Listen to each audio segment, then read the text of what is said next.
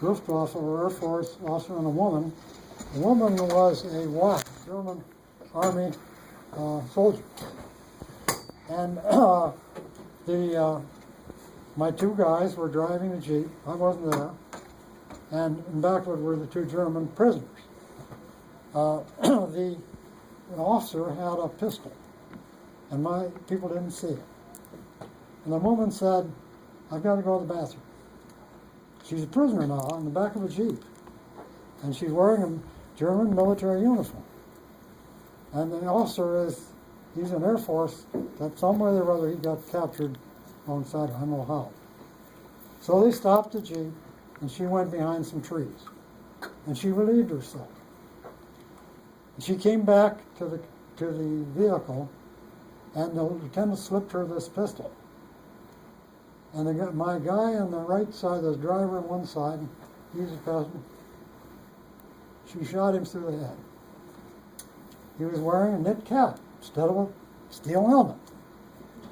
The bullet went in the back, inside the head, and went out the front. He didn't do what I told him to do, wear a steel helmet. Whereas he did that? He lived. Somewhere or other, they sent him back to the hospital, and he lived. So, Yes. Tyler Shears will be going home with Shawnee today. Yes, thank you. Thank you.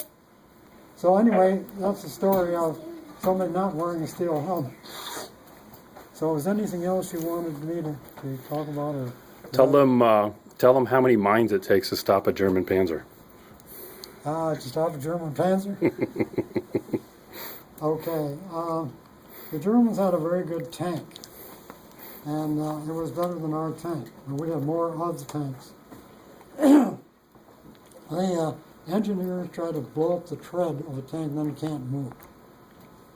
And so we put mines in the ground, and we put it where the Germans are going to try to go through, and then they stop the tanks.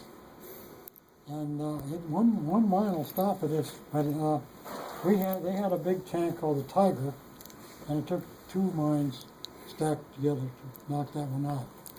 None of those ever appeared in our front. They didn't have many of them. It was a great big heavy tank, 88 millimeter gun, and I've been fired at by an 88 millimeter gun. It's no fun. But anyway, the Germans had better tanks and the Russians had better tanks than we had. So finally, there was a major battle in Europe where the Russians and Germans fought in the Battle of Kursk, and that was the end. That was the end of the German chance to win World War II. They lost that one. So that's really a little. Tell them what your job was. My job was to command 800 men of engineers. We fought as infantry when we were asked to do that. We did fight as infantry against the Germans. We had men living in foxholes and so on. We lost some men killed. One man was behind a little hill. He put his head up to see what was out there, and he was hit right in the middle of the head and killed him. He was wearing a helmet, but it went right through the helmet. Direct hit. Yeah. What's a foxhole? What? What's a foxhole? Foxhole is a slit in the ground about 2 feet wide and about 6 feet long, and you can lie down in that foxhole, and you're underground. You can't see. And I was commanding the unit. I had a telephone in the foxhole, you believe it, with wires and telephone. So I could talk on the phone to any higher people, any orders they gave us. They'd ring the phone, I would answer. So that was. But we lived in foxholes in the ground. But when it got winter, my people got colds, and so we went in the houses. If there are no houses around where there's a war, people all sleep. And we go to the cellar. So we just go in a house, and you're protected there. And these are German houses, and that's the way it was. Yeah. When you were there, did you guys collect like Lugers and stuff, or like German weapons? Yeah, I had a nice set of German weapons. I can't bring them and show them to you. You know that. But I gave them to my twin sons just recently. I said you can have one pistol and one rifle, and the other ones I'm going to sell. And they each had twins, two boys. Each one got a pistol and a rifle. I had a long barrel Luger. And that was interesting because the Germans, after the war, we said, Germans, you can't hold any weapons. You must turn them in. And Germans obey what they're told to do. So the man went out and threw the pistol in a pond, a muddy pond. One of my men saw it. He came out and retrieved it. He came in and I was at my desk there and he threw the pistol on the desk. He said, Colonel, you can have this, clean it and it's yours. He gave it to me. And it was a long barrel Luger, which is either artillery or Navy weapon. I fired it once after the war, and it was quite a weapon. And there was a short barrel Luger. That was not a good weapon because when it fired it, it kicked and it actually cocked, and you lost the target. And I'm shooting your teacher, but I never do. In fact, don't point at it. Point it goes bang. It goes up like this and back, but you lost the target. So the P-38 comes like this, and you still see the target. So the P-38 was a better pistol, and that's the one they had later. Yeah. Do you like have any other like German weapons or stuff? Didn't. Like. So do you still have any other German weapons? I have a Beretta from another source. That's all I have. I gave all my weapons to my twin sons, and they were very happy. Okay, he's got. Yeah. Do you know much about the 2 atomic bombs we dropped on Japan? Yes, that's very interesting. The atomic bombs were called the little boy and the big and the fat man. We had only 2 weapons built. We fired one that was in the White Sands and it worked.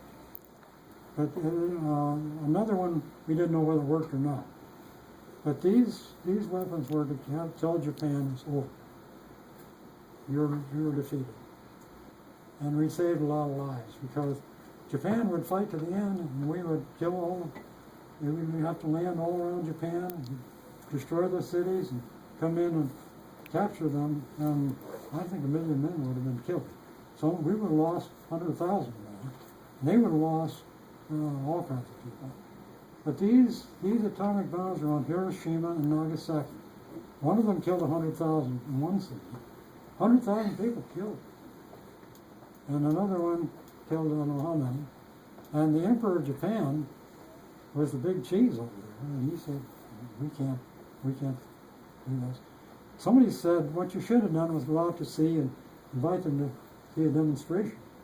Don't kill him. You can't do that no more. They're not going to do that.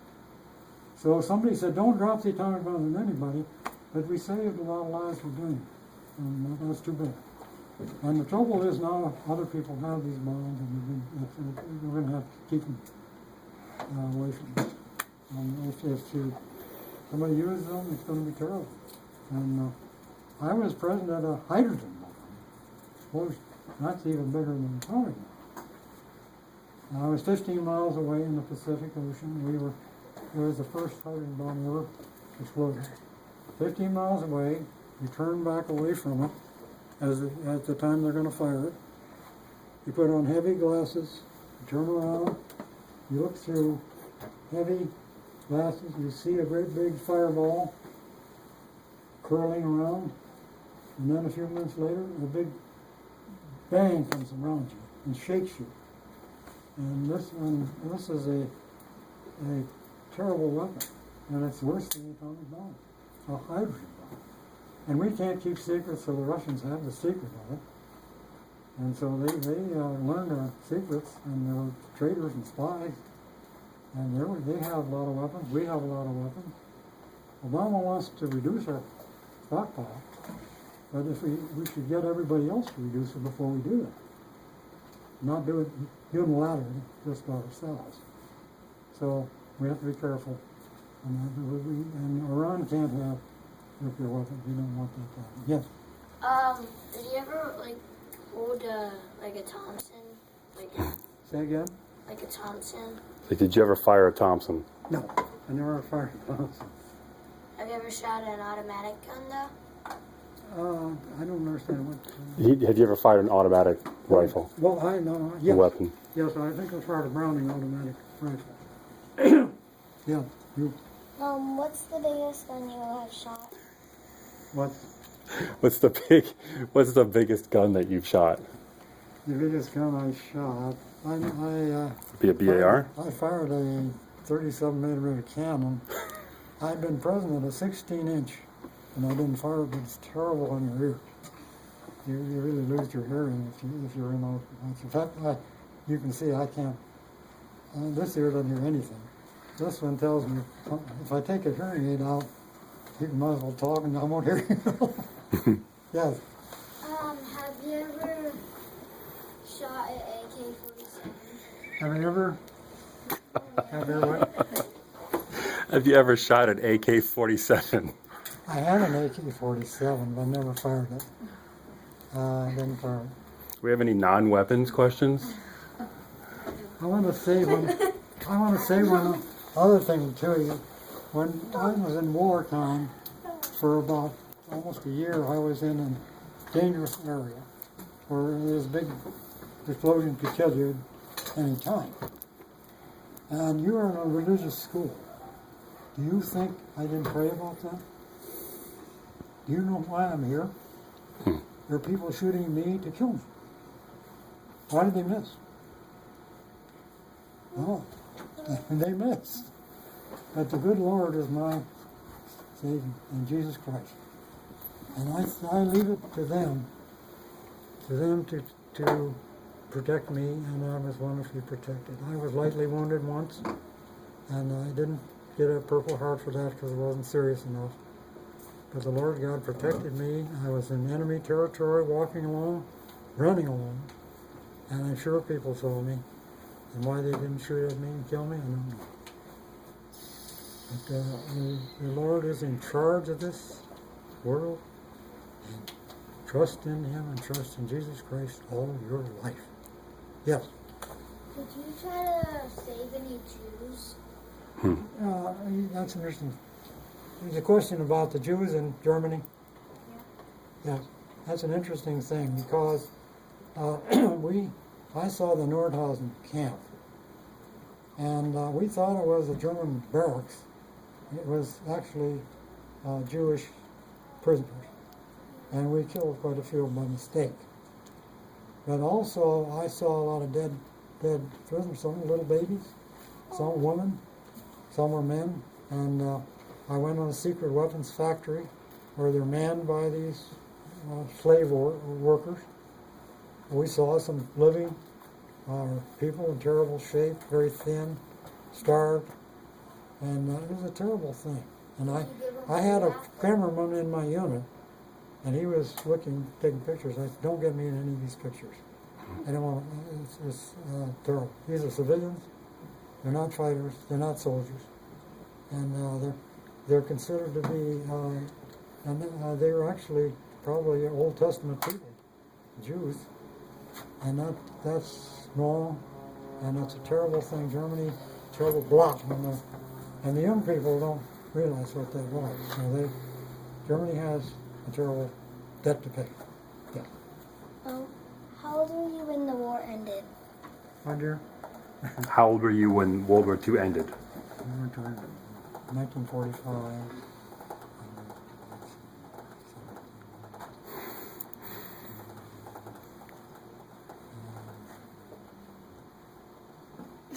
I must have been 28. Do you want to tell them how old you are now? I'm 96. The reason I'm talking to you and I'm healthy and they don't think I'm 96 is I'm a believer. Big time believer, and I don't eat sugar. I have to eat some sugar if they put in everything. But I don't eat desserts, and I don't eat sugar. I don't eat raw red meat. I have fish and chicken. I exercise. I drink 1 glass of wine once a month, sometimes twice a month. I'd rather not drink any wine because I have my memory, as you can see. So some people my age don't. So when I'm going to be gone will depend on God Himself. And He is my greatest friend. He is a good friend of all of us. Bear that in mind, my children, and don't fool with any drugs. You might as well put sugar in the gas tank of a car. Try that, see how long the engine lasts. Put drugs in your head. That's your best possession. Don't ever be stupid enough to use narcotic drugs. Don't ever do it. That's stupid and foolish. Yes. When you were in the war, what did you mean you guys shot like Jews? Where do we? He's asking about when you liberated the camp and you mistook the prisoners there for German soldiers. Oh, what happened was we conquered that area. It was enemy territory for a while, and we moved ahead. And when we liberated that area, we saw that there were some workers and others who were killed by our bombing out of what we thought was German barracks. But we required the Germans to bury them. The Germans said they killed most of them. And we said, you guys, you're the ones that did this, you're going to bury them. And we took a bulldozer, made a big trench, and we laid these people. And they carried them where they died to the place on stretchers and put them in. And they said, we're not responsible. We don't know what was going on. We said, too bad, you're going to have to bear this, and you will have to be the pallbearers to these people and put them in the spots, and then we'll bury them. And we don't know who those people are, unidentified. Yeah. Did you ever go in a concentration camp and ever see like the Jews? Like the I saw a few. I was in. I've been on the verge of a camp. I've never been in the camp itself. I've been in the factory they worked in a hill. But I have seen some Jews that were survivors, and they looked terrible. And we tried to help them and give them food and whatever they needed. And it was terribly sad. These people and even babies. And I've got pictures I could show you of this. And it's proof that it happened. Some people say it never happened. Oh, it happened. I saw it. Yeah. If you were captured by Adolf Hitler, would he just like take you as prisoner and then kill you, or just like keep you as prisoner and then just make you die by yourself? He's asking about if you were captured by the German army or a POW, what would happen to you? The German army was, okay, I have to tell you a little about, if you were captured by the German army, the chances are you would be treated according to prisoner Geneva Convention laws. For one thing, we were actually conquering, we were moving ahead, and they might be prisoners of ours. And we dropped leaflets on them from the air that said, General Eisenhower had signed these things, said you can turn yourself into American soldiers and you will be safe. And if I had been turned in, there was no one night I could have been captured, actually. And if I were captured, I thought I'd fight. Really, I don't think I'd be alive. Because I would fight the last ditch on the thing, and it's over. So that was Christmas Eve, 1944. They had broken through near us, and I thought, this is probably the end. Okay. We did two more. Yeah. Two more questions. All right. So. Yes. Did you ever think, when your friends died, did you ever think, it's why me, why am I the survivor and stuff? She's wondering if when one of your men or a friend died, why did you wonder why it wasn't you, why it was them instead of you? Oh. Not really. I was under artillery fire from in a Jeep, but I didn't have any case. I'm sure some people around me had that situation. I never noticed that. No. You see two more? There one more? You haven't had it. Were you ever wounded at all? Yes, I was lightly wounded. And what it was, this was toward the end of the war. I was in Germany, and a German jet aircraft, it was one of the first jets we've ever seen, was strafing. And I was alone, and he was strafing not far from me. So I jumped into a crater, and I jumped in, I skinned my knee. And so everything was dirty out there and so on. So I had a doctor in my unit. I had 800 men, one of them was a doctor. So I went to the doctor when I got back to my unit, and he said, "Colonel, I fixed this for you, and I can give you a Purple Heart, which is a decoration for being wounded by the enemy." I said, "No, I don't want a Purple Heart for that. That's not serious enough. If I get one to be real, then I don't want one real either." So that was that. So I was out. Okay. Yep. Thanks, guys.